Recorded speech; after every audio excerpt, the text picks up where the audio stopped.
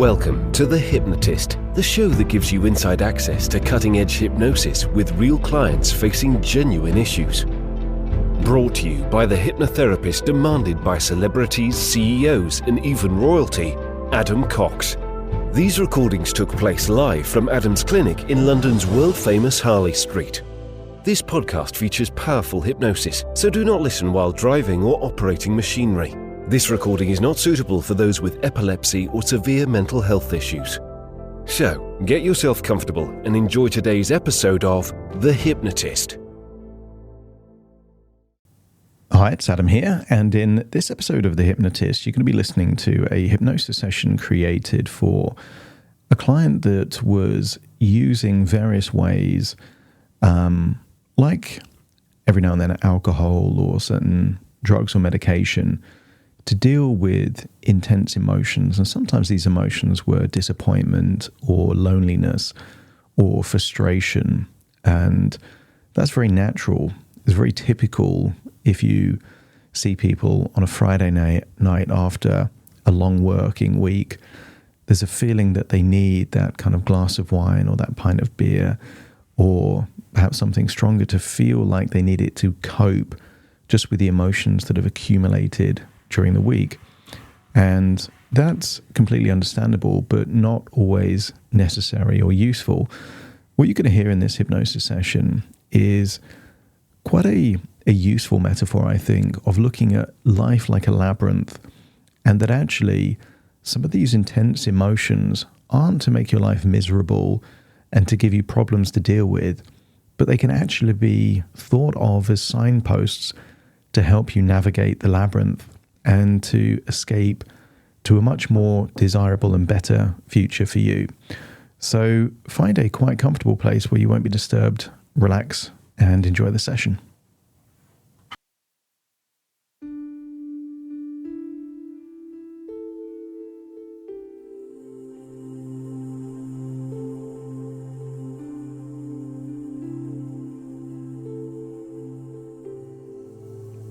Take a deep breath in. As you breathe in a resourceful feeling of calm and relaxation. And as you exhale, just allow your eyelids to close. And as they close, feel the heaviness of those eyelids. Become aware of any tension in your eyebrows, around your eyes. And as you breathe in, a calm feeling of tranquility and relaxation. Notice any tension around your eyes starts to release, and feel it leaving your body in your outward breath. Breathing in and breathing out. And getting a wonderful feeling that anything you're holding on to that doesn't serve you is starting to let go. And feel it let go in your outward breath. Breathing in resourcefulness, exhaling tension, releasing stress. That's it. Notice your jaw starting to loosen. And imagine what your head would feel like if it was a helium balloon on a string. Just imagine it floating there, effortlessly, requiring no effort. All the tension can just melt away, enabling you to feel deeper and deeper relaxed. I want you to use the power of your imagination to imagine a complex labyrinth. And maybe the labyrinth is made of brick walls and stone, or maybe hedgerows. And I want you to imagine placing yourself in the very center of the labyrinth. I want you to imagine this labyrinth is like a game.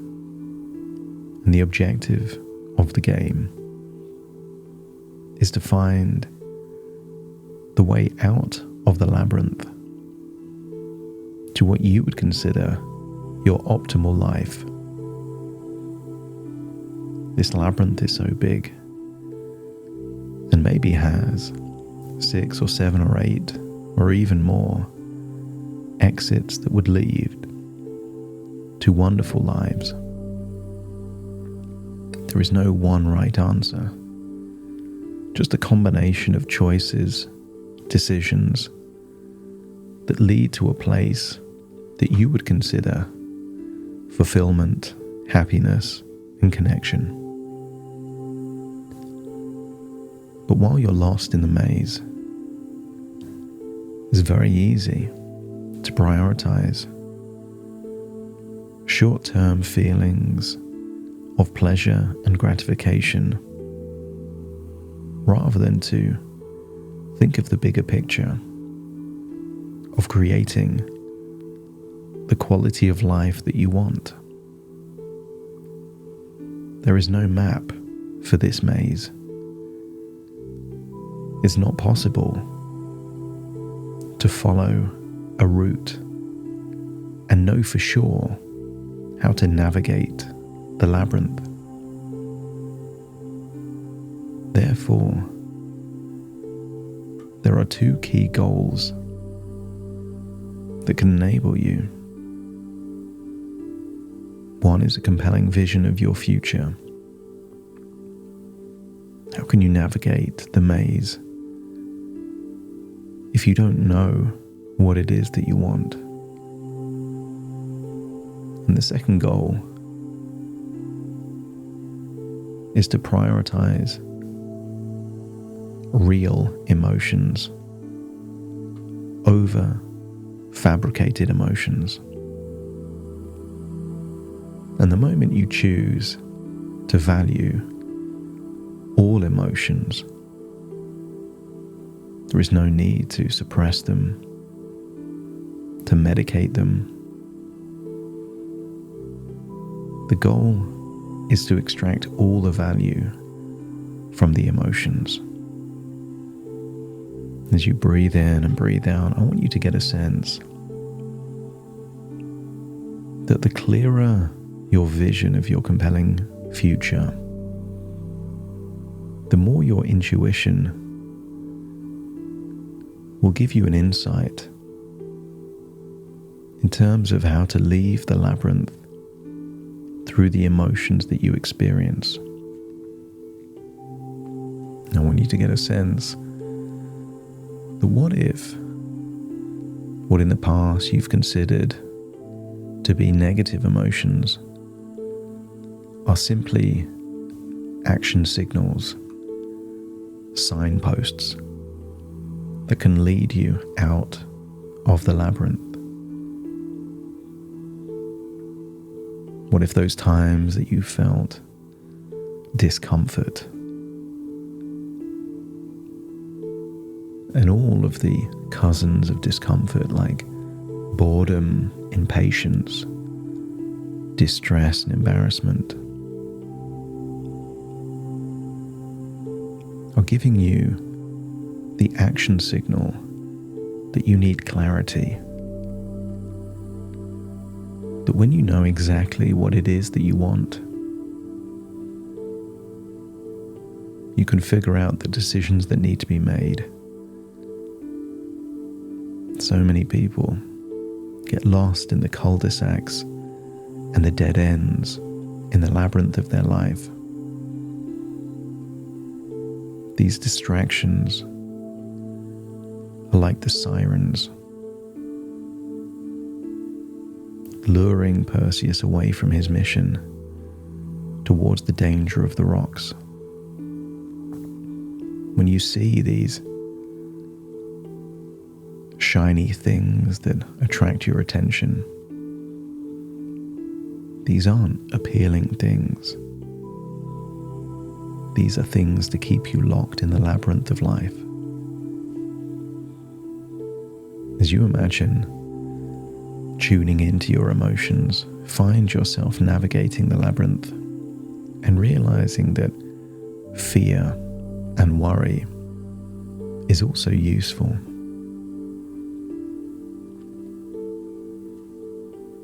What if fear and worry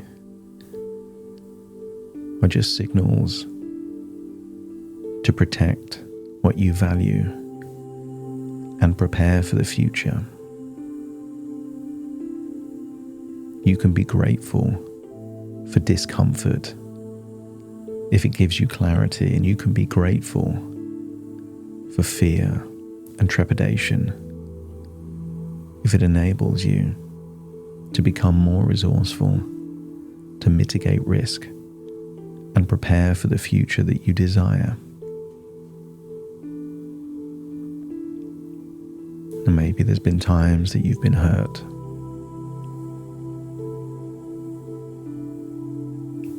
Sometimes hurt comes from the feeling of loss. And maybe you can evaluate in these times that nothing's been lost, but a lesson has been given, that you are richer than you were before.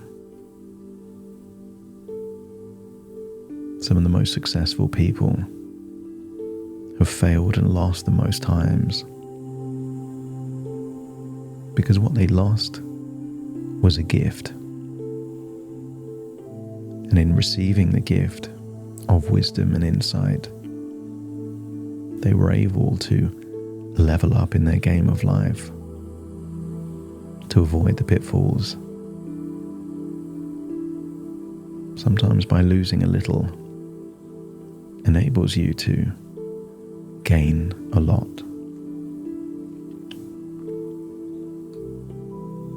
I want you to imagine that you're willing to trade your expectations for appreciations. Treat it like a magic coin that means that every time you say heads or tails, you win. That you appreciate when you get what you want in life, but you can also appreciate when you don't, because you are richer for the wisdom and the insight that you've received. You start to think of this labyrinth as a game where you either win or you learn. You either make progress or you realize there's a dead end that you need to spend no more time exploring. At any moment in time, you can change your perception, change your processes, change your behavior. Every time you make a change, you get to evaluate. Do you feel better or worse? And every time you feel worse from your behavior, it's an opportunity for a feedback loop. Why would a developer continue to see bad code rather than just change the code to something better?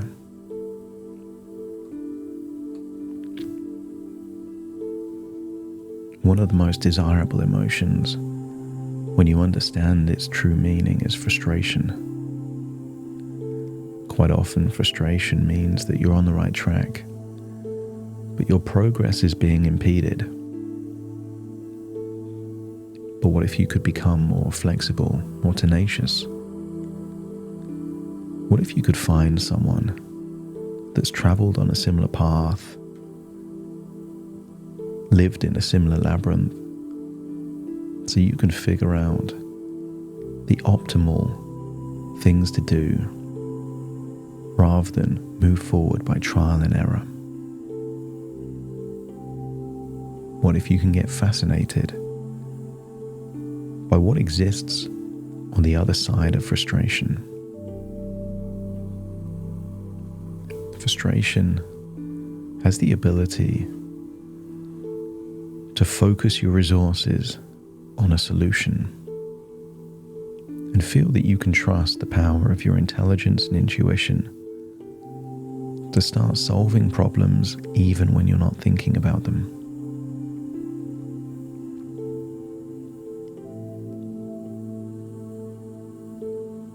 disappointment can also be a gift. Imagine spending days or weeks exploring one part of the labyrinth only to reveal it was a dead end. You wanted it to be a way out. It just wasn't. You can feel frustrated, annoyed, or angry at the time you've wasted. Or you could realize that this now gives you incredible insight to take a new direction, to become wiser than you were before, to raise your standards, to set a new goal, or to realize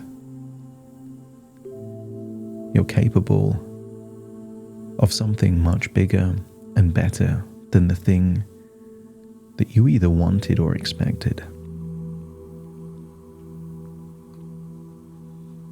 As you navigate this labyrinth, your intuition is telling you that you're making progress. But then something happens, a behaviour that you make that gives you an overwhelming feeling of guilt.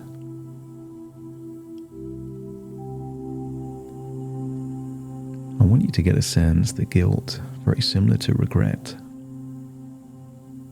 is an emotion that could be telling you that you violated one of your own standards, one of your own values. And this is perhaps one of the most useful signposts of all. Because if you're able to make an agreement with yourself to no longer violate that standard, that value, you become an evolved version of yourself. So many problems just disappear as you learn the lesson through guilt and regret. Imagine the labyrinth closing all of the dead ends. Suddenly, this labyrinth becomes a winnable game. You still need to make progress, but you get to avoid wasting time in all of those directions that lead nowhere.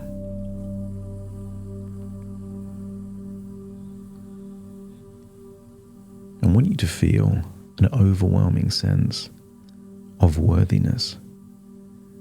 You deserve to be in the maze, but you also deserve the future beyond the maze. It's in the interest of other people, perhaps even society, to convince people that they are unworthy of success, of love, of connection. But I want you to feel that no longer connects with you, that your value is intrinsic. You are valuable no matter what, your job, no matter what thing you do or place you're at. But you can amplify your value by aligning with your highest values. Consider your general mood or emotions as like that childhood game of hotter or colder. Perhaps you can remember playing a game where someone hid something, and if you got far away, they would say you were colder, and if you got closer, they would say you were warmer. When you feel at your best, you're making progress towards your optimal life. And when you feel low, ashamed, guilty, embarrassed, I want you to feel that this is actually a signpost to say that you're moving in the wrong direction. So take that on board. Treat it like intuitive GPS guiding you through the maze to your ideal future. And when you feel overloaded or overwhelmed, I want you to get a sense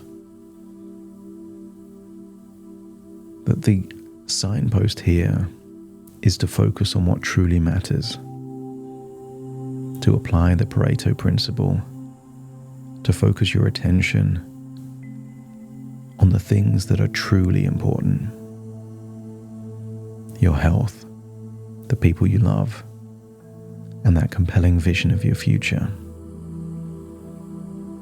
You can dissipate and evaporate overwhelm simply by choosing to focus on what really matters, on what you really want.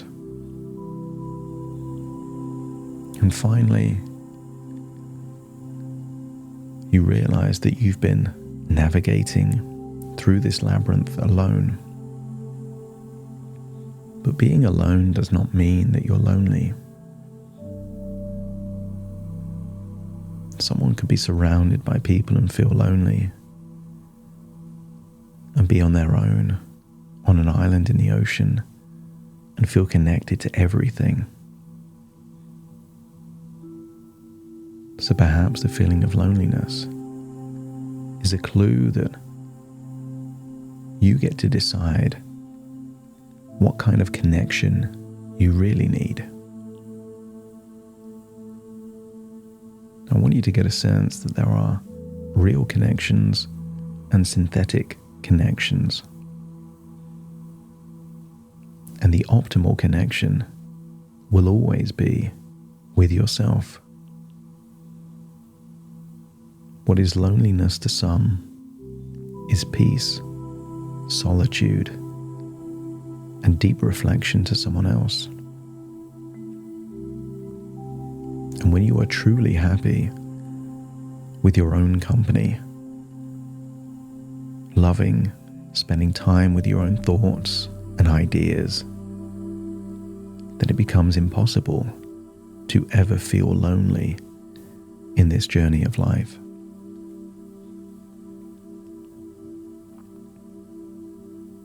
I want you to get a sense that there is an element of freedom that comes when you spend time by yourself. Freedom to do what you want, when you want, however much you want. But it's a sharp, double-edged sword. Gratification is the path back deep in the labyrinth where you get lost again. Aligning with your highest values of what you truly want enables you to finally escape the labyrinth to the compelling future that you desire. And therefore, time with your own thoughts and emotions gives you intuitive access to the best possible choices and decisions you could ever make. The ultimate life-changing decisions will come when you enjoy the peace and solitude that comes when you're left with your own thoughts, when you can process your own emotions. I want you to feel that this labyrinth is now winnable. You either win or you learn. But before you leave the labyrinth, feel that the ultimate double bind is to want to escape the labyrinth, but enjoying the pursuit of escape. I want you to get a sense that life is something that you are able to enjoy the journey and the destinations. So whatever happens, you can extract all the value that life has to offer. And when you extract all the value from real life, there is no need to extract the value from anything else. It all exists within you.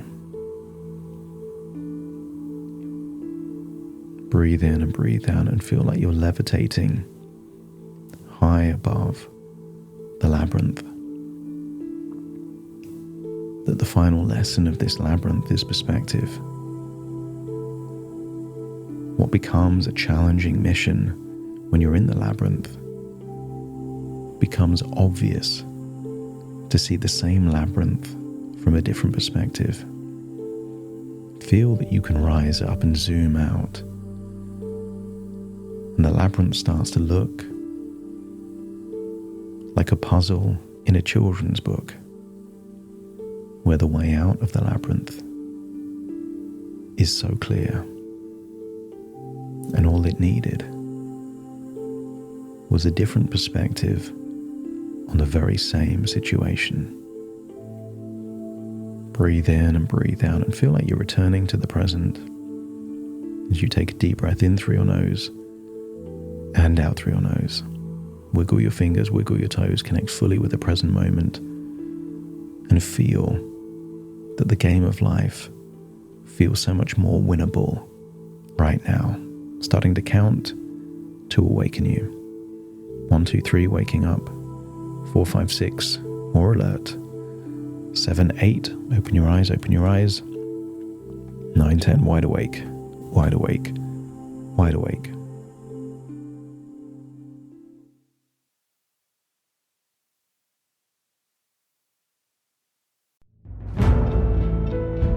Thank you for listening to The Hypnotist with Adam Cox, the show that gives you inside access to cutting-edge hypnosis with real clients facing genuine issues. To automatically receive the latest episodes, please subscribe. If you'd like to support the show, please share this episode with just one friend you think it could help. And if this episode helped you, please leave us a 5-star review.